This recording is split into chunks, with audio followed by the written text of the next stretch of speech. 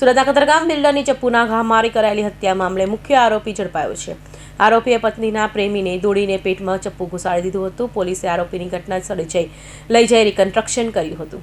સુરતના કતારગામ ધનમોરા 4 રસ્તા નજીક જેકેપી નગરમાં 12 જાન્યુઆરી 2026 રોજ સસ્તા નદી દુકાન પાસે સરથાણાના બિલ્ડર વિપુલ રવજી માંડાણીએ જાહેરમાં ચપ્પુના ઘા ઝીકી રેસી નાખવામાં આવ્યો હતો। આ પ્રકરણમાં પોલીસે ગણતરીના કલાકોમાં પાનનો ગલ્લો ચલાવતા અશ્વિન સોલંકી, હિતેશ સોલંકી અને સમગ્ર ઘટનામાં જે સીસીટીવીમાં કેદ થઈ હતી તેનું ડીવીઆર ગાયબ કરનાર વકીલ પ્રફુલ્લ સોલંકી સહિત 3 આરોપીને જે તે વખતે પોલીસે ધરપકડ કરી હતી। જ્યારે આ ગુનામાં મુખ્ય આરોપી એવા અજય શંભુ સોલંકીને ઝડપી પાડ્યો હતો।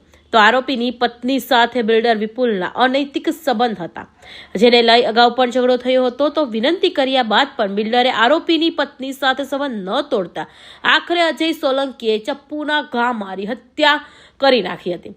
પોલીસે આરોપીની ઘટના સ્થળે લઈ ગઈ હતી અને ત્યાં ઘટનાનું રિકન્સ્ટ્રક્શન કર્યું હતું। Bureau report, Hind TV news, Surat.